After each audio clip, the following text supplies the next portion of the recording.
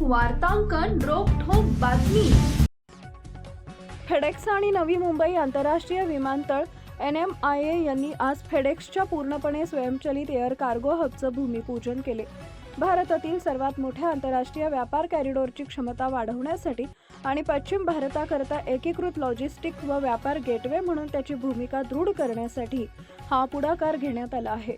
मुख्यमंत्री देवेंद्र फडणवीस, फेडेक्सचे अध्यक्ष व CEO राज सुब्रमण्यम, फेडेक्सच्या एअरलाईनचे CEO व इंटरनॅशनलचे COO रिचर्ड स्मिथ, फेडेक्सच्या मध्यपूर्व, भारतीय उपखंड आणि आफ्रिका क्षेत्राच्या अध्यक्षा कामी विश्वनाथन आणि AHLचे डायरेक्टर जित अदानी यांच्या उपस्थितीत हा भूमिपूजन सोहळा पार पडला। फेडेक्सनं या प्रस्तावित 3 लाख चौरस फूट जागेवर पसरलेल्या केंद्रासाठी 2500 कोटी रुपयांची दीर्घकालीन गुंतवणूक केली आहे। हे हब प्रादेशिक एकत्रीकरण व पुनर्वितरण केंद्र म्हणून डिझाईन करण्यात येणार आहे।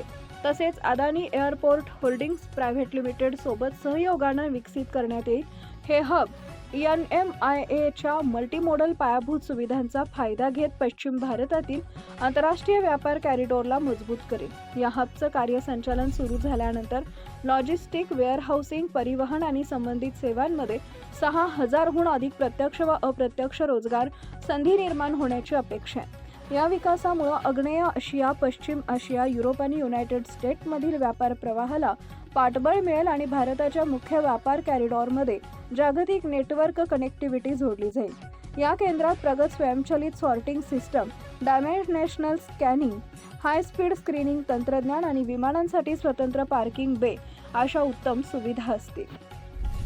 महाराष्ट्रातील महत्त्वाच्या आणि ताज्या बातम्या पाहण्यासाठी आमच्या जय हो न्यूज चॅनलला सबस्क्राईब करा आणि बेल आयकॉन प्रेस करा।